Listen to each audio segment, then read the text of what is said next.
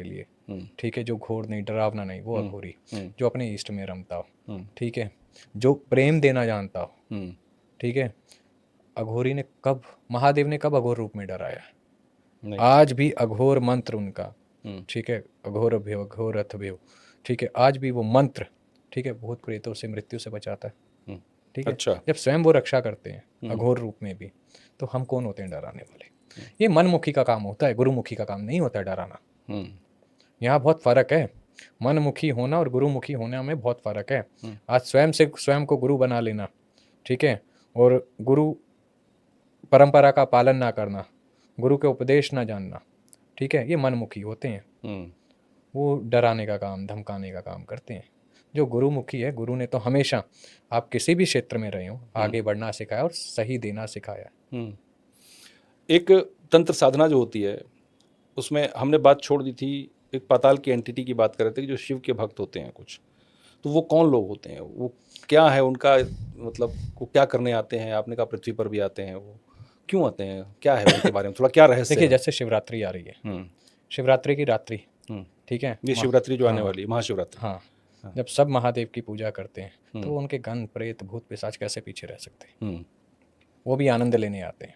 अच्छा। हाँ, कुछ मसान में आते हैं, कुछ जंगलों में आते हैं, दिखती हैं चीज़ें। शिवरात्रि की रात्रि हो गई, आपकी दिवाली की रात्रि हो गई, इन दिनों चीज़ें बंधती नहीं हैं। अच्छा। ना बांधने का प्रयास किया जाता है, जो बंधी हैं उन्हें भी मुक्त किया जाता है। अच्छा। हाँ, तो ऐसी कौन कौन सी एंटिटीज़ हैं, थोड़ा बताएं उनके बारे में आप। जैसे पाताल में नाग वगैरह हो गए, असुर भी आ जाते हैं उनसे नीचे, है ना, ऐसे करके बहुत सारे होते हैं। 1.5 फुटिया, जैसे आज मैंने पहले भी बताया हुआ हाँ, था। ये 1.5 फुटिया आपने कहीं जिक्र किया था आपने, वो क्या है? 1.5 फुटिया पाताल की एंटिटी होती है ना, 1.5 फुट का होता है, 2 रूपों में पाया जाता है। एक हड्डी रूप में पाया जाता है, एक बौने रूप में पाया जाता है, ठीक है ना। तो ये चीज़ें होती हैं। देखो, मानो तो सब कुछ है, ना मानो तो कुछ भी नहीं है। हाँ, बिल्कुल सिंपल सी बात है। तो ये वो चीज़ें हैं, इनको समझना, इनको जानना, ये दूसरी दुनिया है। इसके लिए स्वयं को पकाना पड़ता है, स्वयं को उतारना पड़ता है।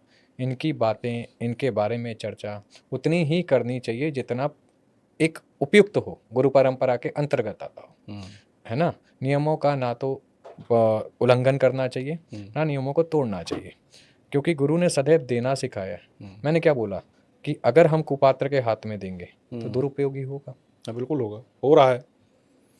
तो ये इनको, लेकिन लोग इतना जानना चाहता हूँ मैं, जैसे आपने बताया एंटिटीज़ हैं, इनको बांधना या रखना, तो इनको बांधा कैसे जाता है और क्यों बांधा जाता है? देखिए, मंत्र होते हैं, कुछ क्रियाएं होती हैं, मंडल वगैरह बनाए जाते हैं, तो ये उसके हिसाब से रोका जाता है। हर एक के लिए अलग मंडल होता है। अच्छा। हर एक की क्रिया अलग होती है। अब भूत को पूजोगे, भूत सिद्धि चाहिए, तो आपको भूत के मंत्र का काम करना पड़ेगा ना।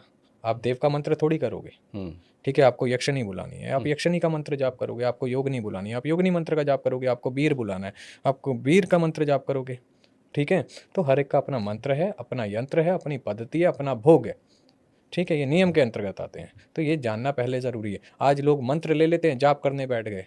अरे साइंटिफिक ये तो पहले समझना सीखो कि उसे पसंद क्या है और नापसंद क्या है। कमियां यहाँ भी है। उदाहरण के तौर पे आपको कॉफ़ी पसंद नहीं, मुझे कॉफ़ी पसंद है, ठीक है। मैं आपको ज़बरदस्ती कॉफ़ी दूँ तो कैसा लगेगा? तो ये जैसे आपने कहा कि सिद्धि होती है, तो पहले मैं तो ये जानना चाहूँगा कि बहुत सारे टर्म हम लोग यूज़ करते हैं, भूत, प्रेत, पिशाच, बेताल, ब्रह्म राक्षस, योगिनी, यक्षिणी, ये क्या है, ये सब में फ़र्क क्या है इनमें? देखिए, हर एक का अपना एक दायरा होता है, ठीक है। हर एक की लिमिट होती है। भूत यानी जो अकाल मृत्यु मर गए, प्रेत यानी पितृ धीरे धीरे बदलने लग गए, पिशाच जो कई युगों से पहले से ही विचरण कर रहे हैं। ये एंटिटी का अपना एक लेवल है, एक दायरा है। जितना बड़ा एंटिटी उतना उसे हटाना मुश्किल। हाँ, तो इसमें सबसे बड़ी एंटिटी हम किसे मान सकते हैं? ऐसे हम किसी चीज़ को जज नहीं कर सकते। अच्छा। हाँ, तब तक नहीं कर सकते हैं जज जब तक हमें उसकी क्षमता का ही नहीं पता। अच्छा। ठीक है, क्षमता जाननी बहुत ज़रूरी है। अब कई बार ऐसे भी होते हैं कि तांत्रिक है, अकाल मृत्यु मर गए या समाधि लग गई, किसी तांत्रिक ने उनका आह्वान कर लिया, बुला लिया, जैसे साधनाएं होती हैं। तो अब जब वो आता है तांत्रिक उठ के, तो वो अकेला थोड़ी आता है। जिस इष्ट को उसने पूजा था वो भी साथ चल के उसके साथ आता है। अच्छा। तो आप उससे लड़ोगे, किससे लड़ोगे? तो ये कहना है कि किसी व्यक्ति की अगर मृत्यु हो गई, अकाल मृत्यु, तो क्या उसकी आत्मा को से संपर्क किया जा सकता है? बिल्कुल किया उसको जा बुलाया सकता जा है, सकता है? बिल्कुल किया जा सकता है। कई जगह वैदिक पद्धति से भी कई जगह पे इसका है, अमावस के टाइम पे होता है ये, ठीक है ना, ऐसा नहीं है। हमारे एक मित्र हैं रौद्र काली, ठीक है, उन्होंने इसका हमें अच्छा ज्ञान दिया था, अच्छा, बताया था, है ना। तो ये चीज़ें हैं समझने वाली, और मैं तो इतना ही कहूँगा कि ये दुनिया है, ये अलग है। इसे समझने के लिए, इसे जानने के लिए जीवन में कई चीज़ों को, देखिए, कुछ पाने के लिए कुछ छोड़ना ज़रूरी है। अगर इसमें आना है तो घर परिवार छूट जाता है, चाहे आप गृहस्थी ही क्यों ना हो, क्योंकि इष्ट अपने जब चरणों में लेता है तो धीरे धीरे सबसे कटने लग जाता है इंसान, स्वयं में आनंद आने लगता है, ठीक है। तो ये हर एक के लिए रास्ता नहीं है। तो इसमें जो साधना है वो शमशान में ही क्यों होती है? ऐसा नहीं है, मतलब ज़्यादातर जो हम तंत्र की बात करते हैं तो तंत्र को शमशान से ही जोड़ा जाता है हमेशा, देखिए चिताओं से, शमशान से, भस्म से, इन सब चीज़ों से कनेक्ट करते हैं लोग। देखिए, जब आप तामस साधना की ओर अग्रसर होते हैं, ठीक है, तो शमशान जुड़ी जाता है। आप सात्विक सी तरफ अग्रसर होइए, देवालय में करिए, एकांत में बैठ के करिए, अपने घर पे बैठ के करिए। कुछ चीज़ों का भोग तामसिक में घर में नहीं दिया जाता, हाँ। इसलिए शमशान बताया गया। कुछ एंटिटी, कुछ साधनाएं ऐसी हैं जो आपको शमशान में ही करनी है तामसिक, तो इसलिए शमशान बताया गया। तो हम बात कर रहे थे जो एंटिटीज़, मैंने डिफरेंस पूछा आपसे कि आपने कहा कि कौन कितना, किसका दायरा है, किसमें कितनी शक्ति है, उस हिसाब से पता पड़ता है कि उसका कैसे निदान क्या होगा। तो क्या आपके पास कभी ऐसा कोई केस आया हो जिसमें आपने किसी को सही करने की कोशिश की हो, मुक्त करने की, या कोई मार्ग दिखाने की किसी एंटिटी को, और बहुत शक्तिशाली रही हो, जिसमें समस्याएं आई हों? ऐसा कुछ हुआ कभी, कोई केस? देखिए, भगवती की कृपा से, ठीक है, ऐसा कभी नहीं हुआ। वैसे हम देखिए, हर एक का ना, इंसान का अपना कर्म है। एंटिटी हर एक को भी तो नहीं लगती, परेशानी हर एक को तो नहीं आती। जिसको भी आती है, मेरे को ऐसा लगता है कर्म का कहीं ना कहीं फल हो गया ये, है ना। जब कटने का समय आएगा तो वो स्वयं रास्ता देते हैं। ये नहीं है कि मैं हर एक को समय दे पा रहा हूँ या उनके साथ कर रहा हूँ।